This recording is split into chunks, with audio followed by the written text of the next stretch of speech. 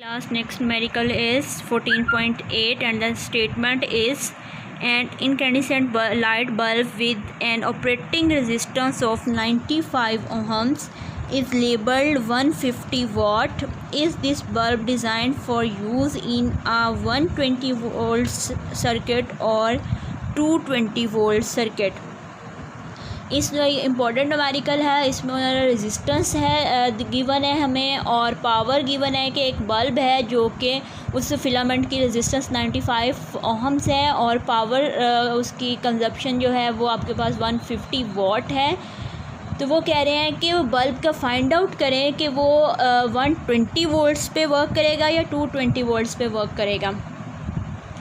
तो उसके लिए हम फार्मूला यूज़ करेंगे power equals to V square over R, जो हमने प्रीवियस न्यूमेरिकल में मैंने आपको बताया था वो कैसे आया। इलेक्ट्रिक पावर का formula P equals to V square R हमें रिक्वायर्ड है वी, तो हम इसको रीअरेंज करेंगे फार्मूले को बाय क्रॉस मल्टीप्लाइंग। तो V square is equals to P R हो जाएगा। आप स्क्वायर को यहाँ पे ख़त्म करेंगे तो दोनों तरफ स्क्वायर रूट लेंगे। आप सारा कुछ न्यूमेरिकल में लिखना है, आपने इसको बहुत अच्छे से सॉल्व करना है स्टेप बाय स्टेप।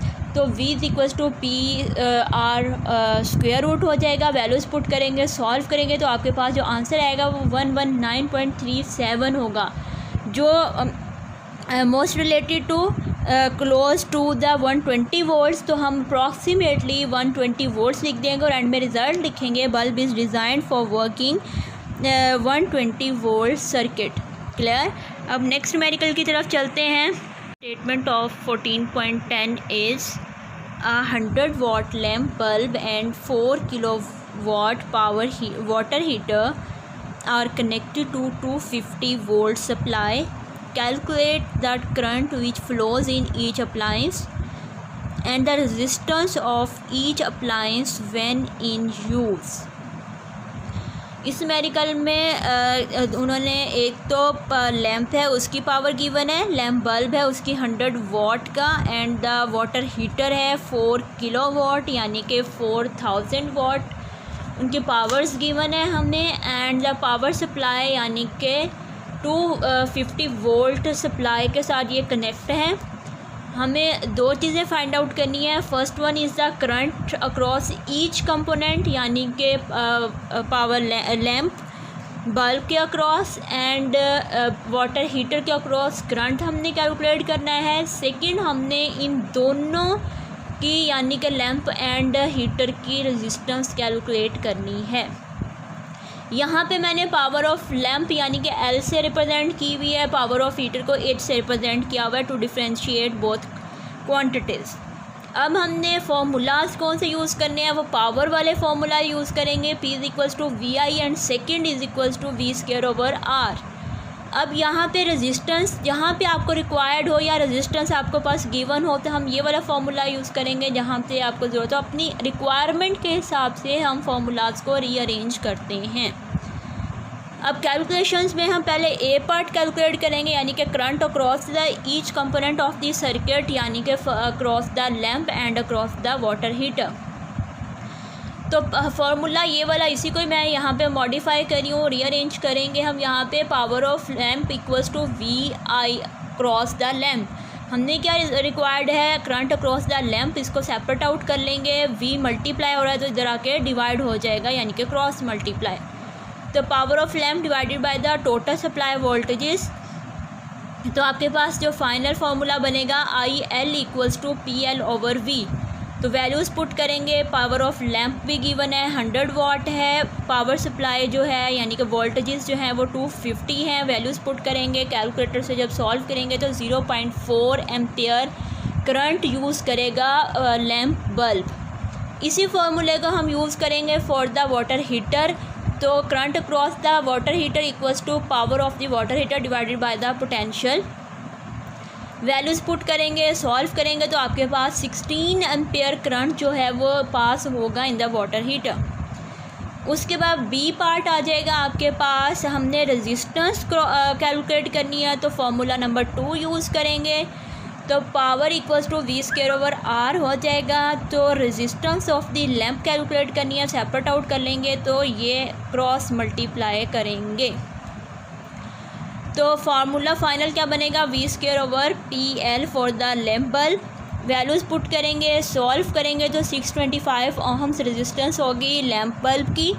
इसी फार्मूले में हम यूज़ करेंगे for the water heater. Values put करेंगे तो 15.62 ओहम्स रेजिस्टेंस यूज़ करेगा वाटर हीटर। देखें इसकी रेजिस्टेंस कम है तो इसमें से करंट जो है वो ज़्यादा पास हो रहा है, इसकी रेजिस्टेंस ज़्यादा है तो करंट जो है वो कम पास होगा। तो न्यूमेरिकल्स एक्चुअली में ये एप्लीकेशंस होती हैं जो हम जो है वो बुक में फार्मूलाज जो कैलकुलेट करते हैं, डिराइव करते हैं पूरे टॉपिक्स को। तो न्यूमेरिकली हम डे लाइफ में जितनी भी प्रॉब्लम्स होती हैं, जितनी भी अप्लायंसेस डिज़ाइन करनी होती है, वो इन्हीं प्रिंसिपल पे बेस करती हैं। तो अब नेक्स्ट न्यूमेरिकल की तरफ चलते हैं, that is 14.11 statement of numerical number 14.11 which is the last numerical of chapter number 14। A resistor of resistance 5.6 ohms is connected across a battery of 3 volts by means of a wire of negligible resistance. A current of 0.5 ampere passes through the resistor. Calculate the power dissipation in the resistor, total power produced by the battery, and C is the give the reason of difference between these two quantities.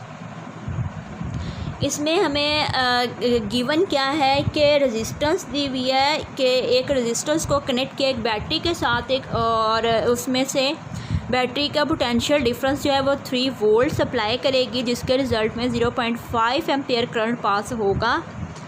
तो current के पास flow करने से जो power resistance के across जो power dissipation होगी, जो energy convert होगी इनटू हीट जो कि वेस्ट होगी, वो हमने पावर डिसिपेशन कैलकुलेट करनी है, जो एनर्जी कन्वर्ट होगी into other form of energy. और टोटल पावर जो कि इस बैटरी जो है वो प्रोवाइड करेगी, वो हमने टोटल पावर जो प्रोड्यूस होगी वो हमने कैलकुलेट करनी है।